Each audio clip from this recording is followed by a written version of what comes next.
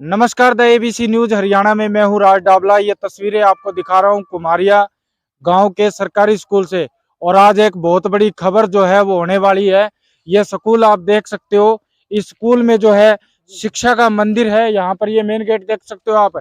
शिक्षार्थ है, ये सवार्थ जाइए। और इसके बाद जो है ये गाँव के लोग हमारे साथ है। और इस गाँव के स्कूल की एक बहुत बड़ी खबर जो आज है हम आपको दिखाने वाले हैं।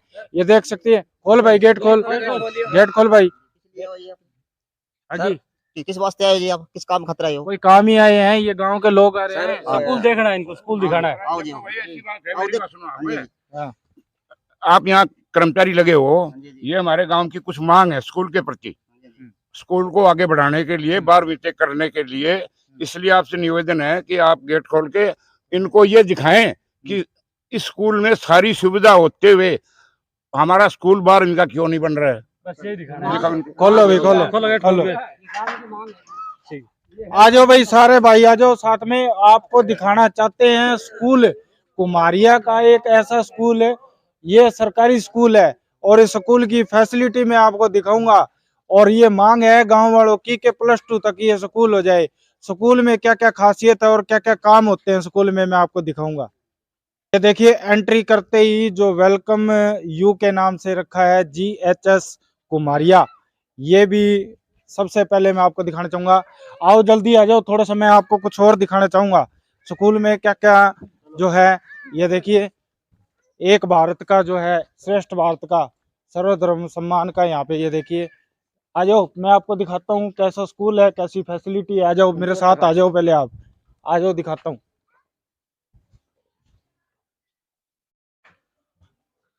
जहाँ खड़े हैं वो डिजिटल लाइब्रेरी है।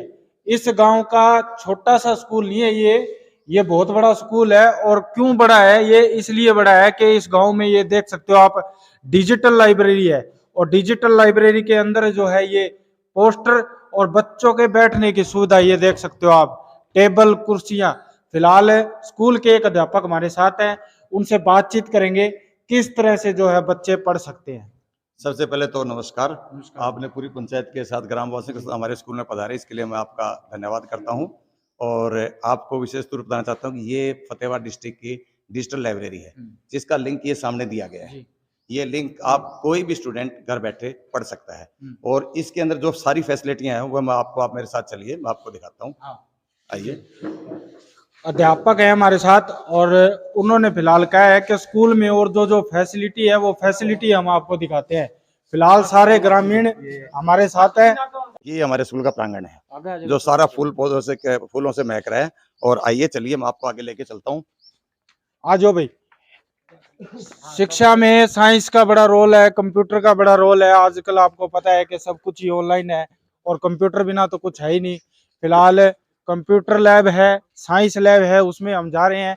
और अध्यापक हमारे साथ हैं, वो दिखाना चाहेंगे कि किस तरह से जो है हाल है, कि अभी टूटे फुटे तो नहीं पड़े कहीं, जो है सब कुछ ठीक है ना जी? विंडो विंडो सारे कुछ ठीक है ना? सब कुछ ओके है। आप आइए। अभी लाइट नहीं है, नहीं तो मैं आपको सारे ऑपरेट करके दिखाता। बच्चे पूरा वर्क करते हैं इनके ऊपर। और ये जो सेट है 10-10 के अंदर दिए हुए हैं, जिसके अंदर बच्चे डेली अपना कंप्यूटर क्लासेस लगाते हैं। और हमारे सुनील कुमार जी LA जो हैं, इनको ऑपरेट करते हैं। किसी प्रकार की इस लैब के अंदर, हरियाणा के अंदर जो है, ये लैब, जितनी लैब भी आई थी उनमें सबसे ऑपरेटिंग लैब है। जो आप इसके साथ ही मैं चलिए आपको आगे हमारे स्कूल की और विशेषताएं दिखाता हूँ। एक सवाल बनता है कि अगर लाइट नहीं है तो कंप्यूटर क्या चलेगा जी? सर, ये लाइट इसलिए कटी हुई है क्योंकि फसल का चल रहा है इस समय, जिसकी वजह से लाइट कटी गई है। ठीक है। फसल फिलहाल खेतों में पक के तैयार हो चुकी है, मगर जो लाइट है इसलिए यहाँ पे रोकी हुई है। ये दिखाना चाहूंगा, 1 2 3 4 5 6 7 8 9 10 और टोटल 22 है। अच्छा। और एक ये प्रोजेक्टर है जो वर्किंग में है, जिसका ऊपर अपने जो बच्चों को सिखाते हैं, टीचर यहाँ बैठ कर बच्चों को सिखाता है कि किस तरह से ये वर्क करते हैं। एक एक बच्चे के पास अलग से जाने सिखाने की जरूरत नहीं है। ये अपना एज डिजिटल बोर्ड है जहाँ से हम पूरा कंप्यूटर किस तरह ऑपरेट करते हैं वो बच्चों को सिखाते हैं। दिखाना चाहूंगा, ये जो प्रोजेक्टर है, प्रोजेक्टर लगा हुआ है। और प्रोजेक्टर आपको पता है बोर्ड पे पढ़ाता होता है। ये डिजिटल बोर्ड सामने लगा हुआ है। और ये जो है स्कूल की कंप्यूटर लैब है, जहाँ पे कितने बताए आपने? 22 कंप्यूटर लगे हैं, 22 एक प्रोजेक्टर है। हाँ जी सर। कितने बच्चे यहाँ पे डेली पढ़ते हैं इसमें? डेली बच्चे हर क्लास डेली एक क्लास होती है, सभी 6 से 10 की। ठीक है जी। हाँ। हाँ सर, कहाँ गए आप साइंस लैब दिखाने वाले थे हमें। आ जाओ, आ जाओ भाई, आ जाओ।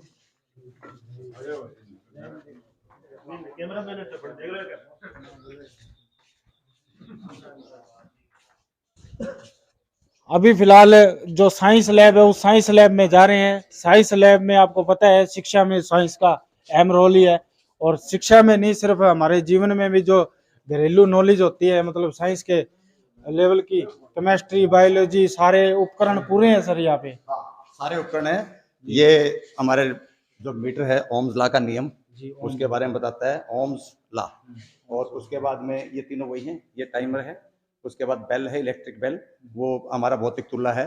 ये थर्मामीटर लगाए गए हैं जो बच्चे अपना टेम्परेचर, किस तरह रूम का टेम्परेचर मेंटेन करते हैं उसके बारे में बताते हैं। इस साइड हमारे सारे सूक्ष्मदर्शी हैं। जब बच्चे प्रैक्टिकल जो है स्लाइड बनाना सीखते हैं, ये बच्चों ने स्लाइड बना के लगा रखी है, स्लाइड बनाना सीखते हैं और स्लाइड बना के खुद उसके ऊपर ये देखते हैं, कोई भी पत्ता तोड़ के ले आते हैं या किसी प्रकार की कोई भी चीज जो जिसकी उन्हें जिज्ञासा होती है बच्चों को, वही चीज लाके इसके नीचे स्लाइड के अंदर लगा के वो खुद देखते हैं। इस साइड आएंगे आप, केमिस्ट्री के हैं, ये केमिस्ट्री के लिए प्रयोग करते हैं। ये मीटर्स हैं, ये हमारे साल्ट्स हैं, और ये कल उन्होंने बच्चों ने प्रयोग किया था कि धातु कैसे फैलती है, ये उन्होंने कल गर्म किया था। इसकी वजह से इन स्टैंडों के ऊपर बच्चे अपना प्रयोग करते हैं। ये हमारे इंस्ट्रूमेंट हैं जिसका बच्चे यूज करते हैं। ये कलर का है, जो कलर कम्बिनेशन होती है उसके लिए है। और ये आप देख रहे हैं टीके वगैरह, प्रखनलियाँ, हमारी जो लैब के अंदर साइंस के अंदर बुल बोतल है, ठीक है, जो गैस बनाने के काम आती हैं। ये फिल्टर जो हम पानी को करते हैं, साफ करते हैं, ठीक है, बिकर हैं, ये बायो के हैं। बायो में देखिए मस्तिष्क जो होता है, मस्तिष्क है ना, ये क्या है, खोपड़ी है, ये खोपड़ी है, मानव की खोपड़ी है, मानव खोपड़ी। तो ये बच्चे इसको प्रैक्टिकल रूप में देखते हैं। एक तो कहते हैं हम उनको पढ़ाते हैं, लेकिन एक बच्चे देखते हैं, देखने के बाद वो इसके बारे में पूछते हुए उनकी जिज्ञासा बढ़ जाती है। कोई भी चीज वो उठा के देखते हैं, जैसे ये आंख का चित्र है, इसके बारे में जब वो देखते हैं तो ये पूछते हैं कि ये आंख सर कैसे हो रही है, ऐसा क्यों है, क्या हमारी आंखें ऐसी होती है। तो इस चीज के बारे में उनकी जिज्ञासा बनी रहती है। और इसके साथ ही चलिए मैं आपको आगे हमारी क्लासरूम दिखाता हूँ, डिजिटल बोर्ड दिखाता हूँ। क्लासरूम देखेंगे बाद में, मगर उससे पहले मैं आपको दिखाऊंगा कि दीवारों पे जितनी पेंटिंग है, ये देखिए, human brain, human urinary system, फूल के भाग, और बहुत अच्छी जो दीवारों पे है चित्रकला की गई है। चित्रकला के माध्यम से बच्चों को पढ़ाने की और बहुत कुछ समझाने की कोशिश जो है, बहुत अच्छी कोशिश की गई है। नेक्स्ट उस पे चलते हैं जी। लगा रखे हैं हमने, ताकि कोई भी किसी प्रकार की मिस हैपनिंग के समय में, क्योंकि साइंस लैब होती है इसके अंदर बच्चे प्रयोग करते हैं, ठीक है जी, तो उसके लिए है ये। ठीक है। हम आपको क्लासरूम दिखाते हैं, सिक्स क्लास जिसके अंदर बैठी है, हमारा डिजिटल बोर्ड उसके अंदर लगा हुआ है। और डिजिटल बोर्ड, हाँ यस सर, डिजिटल बोर्ड भी लगा हुआ है, बिल्कुल डिजिटल बोर्ड है, आपको दिखाते हैं, आइए। प्राइवेट स्कूलों में जो बड़ी बड़ी फीस ली जाती है, एक मोटा जो है लोगों का शोषण किया जाता है, पैसा इकट्ठा किया जाता है सिर्फ इस डिजिटल बोर्ड के लिए, प्रोजेक्टर बोर्ड के लिए, वो फिलहाल कुमारिया के सरकारी स्कूल में लगा हुआ है। हैरान करने वाली बात है कि ये 10वीं तक का स्कूल है, और 10वीं तक के स्कूल में जो बच्चों को आजकल जो है डिजिटल बोर्ड के माध्यम से, यानी चित्रों के माध्यम से जो है पढ़ाया जा रहा है। फिलहाल दिखाना चाहूंगा हरियाणा का जो नक्शा है, सबसे पहले यहाँ छपा है, देख सकते हो आप, सत्यमेव जयते लिखा है, और आगे कन्या भ्रूण हत्या महापाप है वो लिखा है। और इसके साथ साथ सबसे बड़ी बात जो है, डिजिटल बोर्ड पे आ जाओ। पहले बच्चों को मैं दिखाता हूँ, बच्चे किस तरह से जो है यहाँ पे क्लास में बैठे हैं। गुड मॉर्निंग बच्चों, गुड मॉर्निंग। और ये देखिए मास्टर जी, एक बात पूछनी थी, ये डिजिटल बोर्ड चलता है या नहीं चलता? ये बिल्कुल चलता है सर। अब मजबूर इसलिए है कि सरकार ने जो फसलों के कारण लाइट कटी, वरना आप कभी फिर अचानक इसी तरह छापा मारना, हम आपको इसको चलता हुआ दिखाएंगे, बच्चे ऑपरेट करेंगे इसको। और शायद फिलहाल परला चल रहा है, ये UPS लाइट के ऊपर कोई होगा ना, गई नहीं, इस वजह से इतनी स्टोर नहीं थी UPS लाइट। कहीं थोड़ा बहुत होगा तो आपको चलता हुआ दिखाएंगे। स्कूल वाली फैसिलिटी दिखा रहा हूँ। इस डिजिटल बोर्ड को लेके जो प्राइवेट स्कूल बड़ा बड़ा जो है पैसा फीस के रूप में जो इकट्ठा करते हैं, गरीब लोगों का शोषण करते हैं, और ये देख लो आप सरकारी स्कूल में फतेहाबाद के कुमारिया गांव के सरकारी स्कूल में ये डिजिटल बोर्ड के जो माध्यम से है ना पढ़ाया जा रहा है। और यहाँ पर जो है ये देखिए टच वाला है, स्क्रीन टच है, ये मैं लिख रहा हूँ द ABC न्यूज हरियाणा। देखो देखिए बच्चे चलवा के देखिए जी। अभी ये फिलहाल देख सकते हो तिरंगा का झंडा जो है डिजिटल बोर्ड के ऊपर बच्चा खुद बना रहा है और बहुत बड़ी बात है सरकारी स्कूल का बच्चा। हालांकि आप सबको पता है कि एक बात फैली होती है आपस में या मतलब मार्केट में कि भाई सरकारी स्कूल में सिर्फ पढ़ाया नहीं जाता, सिर्फ टाइम पास कराया जाता है, मगर आप देख सकते हो डिजिटल बोर्ड के ऊपर एक बच्चा जो है तिरंगे का झंडा बना रहा है, बहुत बड़ी बात है। खोलो सर जी, आ जाओ भाई। यहाँ कोई ये क्या लगा रखा है जी, इतना बड़ा क्या है? ये जो ऊपर लगे हुए हैं ये वो हमारे जिन्होंने हमें विशेष तौर पे योगदान दिया था। पहले हमारे पास ग्राउंड नहीं था, पूरे गांव ने मिलकर हमें ये ग्राउंड 4 किले का ग्राउंड दिया था, जो पूरा मैदान इसको लेवल पे किया गया था। बहुत विशेष योगदान है। ये वो बच्चे हैं जो राष्ट्रीय स्तर पर जिन्होंने भाग लिया है, राष्ट्रीय स्तर पर, राज्य स्तर पर और खेलो इंडिया के अंदर जिन्होंने भाग लिया है। जैसे ये हमारे DC साहब थे अबीर साहब, जो यहाँ पर हमें सम्मानित करके गए थे। और ये हमारा जो उज्जैन के अंदर फर्स्ट नेशनल कैंप यहाँ लगा था, पहली बार हरियाणा के अंदर अंडर 14 गर्ल्स का, पूरे हरियाणा के बच्चे यहाँ आए थे। और उस समय हमने जो है ट्रॉफी उज्जैन के अंदर भोपाल में हुए थे, वहाँ से हमने 3rd पोजीशन प्राप्त की थी। और वो हरियाणा की पहली ट्रॉफी है school games federation of India के अंदर। अच्छा। आज तक हरियाणा में कभी भी कोई ट्रॉफी नहीं आई है स्कूल गेम्स के अंदर। अंडर 14 गर्ल्स की ट्रॉफी जो है हम लेके आए थे। देखो कितनी बड़ी बात है, अंडर 14 के अंदर पूरे हरियाणा में एक ही ट्रॉफी, और वो भी कुमारिया गांव के स्कूल में, बहुत बड़ी बात है जी। बहुत बड़े। ये बच्चों ने जो है कोरोना के बीच में 2 साल कोरोना रहा था, उससे पहले बच्चों द्वारा जो प्राप्त किए गए वही मेडल्स हैं। और हमारे पास फैसिलिटी, फुल फैसिलिटी है, किसी प्रकार की कोई कमी नहीं है। पूरा सहयोग है हमारे पास गांव का, जिनकी वजह से जो हमें ये सामान मिला है। वॉलीबॉल पोल है, हाई जंप के पोल हैं, बैडमिंटन के पोल हैं, नेट बॉल के पोल हैं, ड्रम पे PT परेड करवाते हैं, डंबल करवाते हैं, लेजियम करवाते हैं। और हमें मतलब इस जगह हमें किसी प्रकार की कोई बच्चों की फैसिलिटी में कोई। कुमारिया गांव के सरकारी स्कूल के प्रिंसिपल हमारे साथ हैं, उनसे बातचीत करेंगे कि भी स्कूल में सुख सुविधाएं तो सारी है, यानी सुख का मतलब कि यहाँ पे बच्चों को मिड डे मील भी दिया जाता है खाने के लिए, स्कूल में साइंस लैब भी है, कंप्यूटर लैब भी है, और जो स्पोर्ट्स ग्राउंड भी है, CCTV कैमरे भी लगे हुए हैं, हर तरह की फैसिलिटी है स्कूल में। मगर स्कूल में लोग अपने बच्चे क्यों पढ़ने के लिए भेजें, बातचीत करेंगे। नमस्कार सर, क्या नाम है आपका? नमस्कार जी, मेरा नाम उग्र सेन है। मैं कुमारिया हाई स्कूल का हेडमास्टर हूँ जी। जहाँ तक बच्चे हमारे पास क्यों भेजें उसका सवाल है, तो मैं जो गांववासी हैं उनके अंदर ये विश्वास जगाने की कोशिश कर रहा हूँ। मेरी टीम को लेके मैं गांव में डोर टू डोर जा रहा हूँ, तो मैं उनको ये समझाने की कोशिश कर रहा हूँ और मैं इसमें कामयाब भी हो रहा हूँ। क्योंकि हमारे पास हर विषय के अलग अलग क्वालिफाइड टीचर हैं जिनकी योग्यता पूरी है। एक तो बच्चा क्वालिफाइड टीचर से पढ़े, उसका बड़ा फर्क पड़ता है। तो हमारे पास हर तरह की सुविधा, तो जिस तरह आप बता ही रहे हो, आपने देखा ही है, हर तरह की हमारे पास सुविधा है, पर ये बात लोगों तक हम पहुंचा नहीं पा रहे। अब हम घर घर जाके, डोर टू डोर जाके लोगों को बुला रहे हैं। और हमारी जो साइंस लैब है, कंप्यूटर लैब है, हमारी लाइब्रेरी है, हमारा हॉल है, हमारा और स्कूल का सिस्टम है, मैं अध्यापकों से मिलवा रहा हूँ और लोगों से हम जुड़ने की कोशिश कर रहे हैं ताकि बच्चे हमारे पास आए। सर जी, सवाल अब ये बनता है, आपने कहा क्वालिफाइड टीचर हैं जी, चलो मान लिया प्राइवेट में भी क्वालिफाइड टीचर हैं, लोगों का रुझान प्राइवेट स्कूलों की तरफ ज्यादा है जी, ये क्या कारण है सर? इसका कारण ये है कि एक तो लोग प्राइवेट स्कूल के नाम पे ही विश्वास कर लेते हैं कि प्राइवेट स्कूल है तो बढ़िया होगा, परंतु वहाँ कैसे सर, कैसे? बस वो सोच लेते हैं कि टीचर बढ़िया होंगे, क्वालिफाइड होंगे, पर वो जाके किसी से पूछते नहीं है कि आपके पास जो टीचर हैं वो BSc B.Ed है, MSc B.Ed है, या +2 पास है या 10वीं पास है। मैंने बहुत सी जगह देखा है कि +2 पास टीचर जो है ना बच्चों को पढ़ा रहे हैं और उनके पास जो है ना क्वालिफाइड टीचर नहीं है, पर लोग इस बात को और ध्यान ही नहीं दे रहे, अंदर जा ही नहीं रहे, पूछ ही नहीं रहे। स्पोर्ट्स की बात करें जी, घोड़ा चलाने तक की फैसिलिटी दे रहे हैं प्राइवेट स्कूलों में, वैन में आने जाने की सुविधा दे रहे हैं, और सरकारी स्कूलों में क्यों नहीं मिल रही है? देखो जी, जहाँ तक घोड़ा चलाने की बात है और जहाँ तक स्विमिंग पूल की बात है, वो सिर्फ एडमिशन टाइम में वो लोग दिखाते हैं, 1-2 दिन के लिए, 3 दिन के लिए, उसके बाद ना ही तो वहाँ घोड़ा नजर आता, ना कुछ और नजर आता।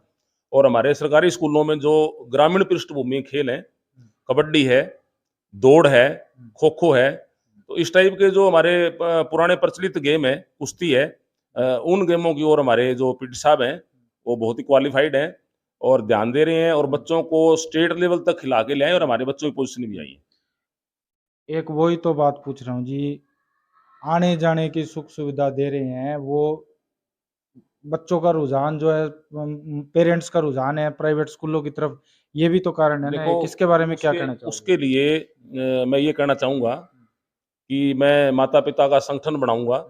बेडानियों में लोग रहते हैं, अच्छा। तो डानियों में अगर 15-20 माता-पिता इकट्ठे हो जाएँ, पेरेंट्स इकट्ठे हो जाएँ, तो हम साथ मिलके कोई न कोई छोटा हाथी है या कोई और थ्री व्हीलर है, ये इस तरह की कोई सुविधा या कोई ग्रामीण ही आपस में फैसला कर लें कि एक हफ्ता उसकी ट्रॉली जाएगी, एक हफ्ता उसकी ट्रॉली जाएगी, बच्चों को छोड़ के आएँगे, बच्चों को लेके आएँगे। तो इसके लिए हमें ग्रामीणों के सहयोग की बहुत ज़रूरत है और जैसे ही ग्रामीणों को हमें सहयोग मिलेगा तो जो आने-जाने की जो व्यवस्था है, प्राइवेट स्कूल वाले तो पैसे लेके करते हैं और हम सिर्फ जो तेल का खर्चा होगा, उसमें ये व्यवस्था करने की कोशिश करें ग्रामीणों के सहयोग से।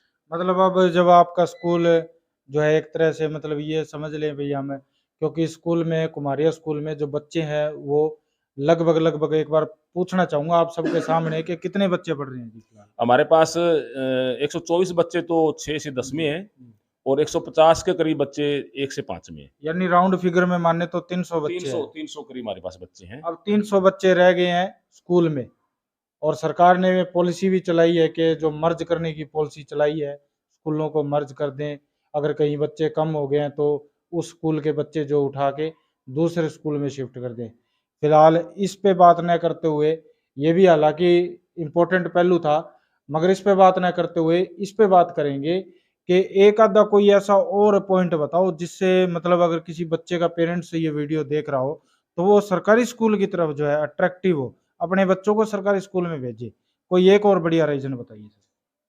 इसका रीज़न तो मैं यही कहूँगा कि जो बच्चे हमारे पास पढ़ते हैं सरकारी स्कूल में और जो बच्चे प्राइवेट स्कूल में पढ़ते हैं, उन दोनों बच्चों को एक ही क्लास का बच्चा ले ले, हमारा भी 7th का ले ले, उनका 7th का ले ले, हमारा 5th का ले ले, उनका 5th का ले ले, दोनों बच्चों को पास बिठा ले। वही सवाल उस बच्चे को बोल दे, वही हमारे वाले बच्चे को बोल दे। वही पढ़ा उससे सुन ले, वही हमारे वाले सुन ले। तो मैं गारंटी के साथ कह सकता हूँ कि हमारा बच्चा जो है ना, उससे ज़्यादा समय में उत्तर देगा। चलो ये तो ठीक है जी आपकी बात, भैया आपने कंपैरिजन की बात करी है। इसके अलावा लोगों में ये भी बात चलती है कि भी वो कहते हैं भी सरकारी मास्टर हैं, पढ़ाते नहीं है सही ढंग से, बच्चे जो है इधर उधर क्लास में जो शरारतें करते रहते हैं। हालांकि देखो प्राइवेट स्कूल में भी होता होगा ये, जरूरी नहीं है ये सरकारी में भी होता हो, लेकिन एक ये लोगों के बीच में धारणा तो है, सामाजिक धारणा, भाई बच्चा अगर सरकारी स्कूल में जाता तो आवारा हो जाता है। ऐसा नहीं है, अगर ऐसी धारणा लोगों में बनी है, तो किसी कारण कोई बीच में ऐसा शिक्षा व्यवस्था में कोई सिस्टम रहा होगा, जिसके कारण ऐसी धारणा बन गई। परंतु आज तो मेरे पास सीसीटीवी कैमरे हैं और रिकॉर्डिंग लगातार होती है। हमारी हफ्ते की आ गई, 10 दिन की आ गई, महीने की आ गई, माता-पिता रिकॉर्डिंग देख सकता है कि मेरे अध्यापक किस तरह लगातार बच्चों को पढ़ा रहे हैं। कोई पीरियड उनका खाली नहीं जाता। अध्यापक लगातार कक्षा में रहता है, बच्चों को पढ़ाता है और हमारी बड़ी तिखी नज़र बच्चों पे रहती है, हर तरह से अनुशासन के मामले में, पढ़ाने के मामले में। तो अगर ऐसी किसी में धारणा माता-पिता में है, तो मैं उसको दूर करना चाहूँगा कि अब ऐसी बात नहीं है। स्कूल में जो वॉशरूम बने हुए हैं जी, वो भी टूटे फटे हैं, गंदगी फैली हुई है जी, उसमें पानी नहीं है जी, थोड़ा सा इसके बारे में बताओगे? ऐसे जी जो वॉशरूम है मेनली हमारे पास 4 वॉशरूम फंक्शन में है। एक तो दिव्यांग बच्चों के लिए, एक स्टाफ के लिए, एक बॉयज़ के लिए और एक गर्ल्स के लिए। तो जो वॉशरूम आपने देखे हैं, वो वॉशरूम हमारे यूज़ में नहीं है, वो बंद है और उसके ऊपर जो है ना हम क्रॉस लगवा देंगे, भी नॉट इन यूज़ लिखवा देंगे और जो हमारे फंक्शन में वॉशरूम है, उनमें अगर कोई छोटी-मोटी कमी है, तो वो मैं दूर करवा दूँगा। चलो फिलहाल कुमारिया गांव के प्रिंसिपल से हम बात कर रहे थे, और बात करते इन्होंने बताया कि हम जो है बच्चों के पेरेंट्स को जो है मतलब यहाँ अपने स्कूल में बच्चों को पढ़ाने के लिए उन्हें ये मैसेज देना चाहते हैं कि ज़्यादा से ज़्यादा जो है बच्चे अपने सरकारी स्कूल में पढ़ाएं। हालांकि गांव में जो है गणमान्य व्यक्ति होते हैं, गांव के सरपंच वगैरह होते हैं, उनका भी एक अहम रोल होता है, गांव की रीढ़ की हड्डी होते हैं वो। उनसे भी बात करेंगे, उनका इस बारे में क्या कहना है।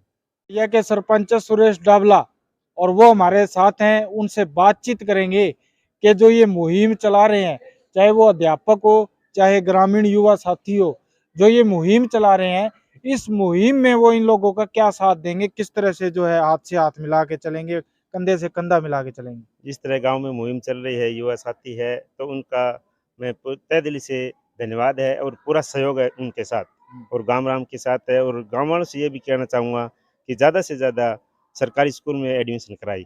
और स्कूल की बात करें तो डिस्ट्रिक्ट लेवल पर और ब्लॉक लेवल पर फर्स्ट आया हुआ है। धन्यवाद। फर्स्ट तो आया हुआ है सरपंच साहब। गांव की जो ढाणियां हैं, उन ढाणियों से जब बच्चे आते हैं तो एक एक फुट तो मिट्टी में पैर धंस जाए उनका, कीचड़ इतना है गांव में। तो मैं गांव वालों से भी कहना चाहूँगा, सहयोग चाहिएगा कि जो खेतों में ढाणियों में बच्चे हैं तो गांव वालों से कहूँगा कि एक एक दिन गांव अपने ट्रैक्टर या गाड़ी से लेकर आए। झूठ बात है तो सेम का एरिया है कि नहीं, कीचड़ कीचड़ है आउट एरिया में कि नहीं? है, कई जगह है, हाँ। लेकिन ये ये हेडमास्टर सर बता रहे थे हमें। हाँ है, कई ढाणियाँ ऐसी है जहाँ से बच्चों को आने में परेशानी होती है। तो इसलिए जो मैं ये चाहूँगा कि स्कूल का स्टाफ है और हमारी पंचायत है, वो मिल के इस काम को अंजाम देवें कि उन बच्चों को सही तरीके से स्कूल में कैसे लाया जाए। और इसके लिए प्रयास करना होगा कि जो स्टाफ है हमारे स्कूल का सरकारी, वो भी मेहनत करें इसमें, और हमारी जो पंचायत है वो भी इनके साथ है, और जो भी इनको सहयोग की जरूरत होगी स्कूल को, वो हम देने को तैयार हैं। ठीक है। अब इतना सपोर्ट आपके गांव के लोगों से आपको मिल रहा है, गांव में एक वैन क्यों नहीं लगा देते जी आप? मेरी एक राय है आपसे, भाई छोटी मोटी कोई वैन लग जाए, उस वैन में जो बच्चे चढ़ के आ जाए, आसपास के ढाणियों के स्कूल में आ जाए, स्कूल भी सुचारू रूप से चलने लग जाए। सही बात है ना जी? हाँ सहमत सही हो? बात है सर, सही बात है। लेकिन मैं सरपंच साहब से बोलूँगा कि जो पंचायत है मिल के बैठ के गाँव के जो युवा साथी हैं और बड़े बुजुर्ग हैं, सब बैठ के पंचायत में बैठ के एक प्रस्ताव पास करे, जो सबसे अच्छा सॉल्यूशन हो उस पे विचार करें। वो कोई भी हो सकता है, वैन लगाने के ऊपर हो सकता है, रास्ता कोई जहाँ कीचड़ ज़्यादा है वहाँ पे रिपेयर करवाने पे हो सकता है। जो अच्छा सॉल्यूशन हो वो उसके ऊपर विचार करें। हाँ जी, सहमत तो हो? हाँ सहमत हूँ मैं, पूरा राम गांव के के साथ साथ हूँ मैं। तो गांव राम के साथ तो पहले ही थे, ये तभी सरपंच बने हैं। ठीक है, अब आप सबसे एक रिक्वेस्ट है, कुमारिया गांव के आसपास के जितने भी लोग ये वीडियो देख रहे हो, तो सबसे पहले तो गुट्ठा दबा दियो और शेयर जरूर कर देना इस वीडियो को। वो इसलिए कि सरकारी स्कूल में ज़्यादा से ज़्यादा जो है बच्चों को पढ़ाने की आप सबसे पूरे जो है गामराम और मेरे चैनल की तरफ से मांग की जा रही है कि आप ज़्यादा से ज़्यादा सरकारी स्कूल में अपने बच्चों को पढ़ाए। और फिलहाल कुमारिया स्कूल मैंने आपको दिखाया, जिसमें एक बच्चे ने डिजिटल बोर्ड के ऊपर तिरंगा भी बनाया। कुछ कमियां थी, वो हेडमास्टर साहब ने बात करके उनसे बात करके सोल्यूशन करवाने की जो है वो बात हुई है, वो कह रहे हैं सोल्यूशन करवा देंगे। और जो आसपास की ढाणियां हैं जहाँ से बच्चे आते वक्त मिट्टी में धंसते हैं, कीचड़ में जो भरते हैं, उसके लिए भी सोल्यूशन जो है हुआ है। और उस सोल्यूशन के लिए इन्होंने भी बोला है, और जो युवाओं ने मांग करी है, गांव के लोगों ने मांग करी है, कुछ हमने लोगों की राय भी ली। तो फिलहाल वीडियो को लाइक शेयर फॉलो जरूर करें। Thank you.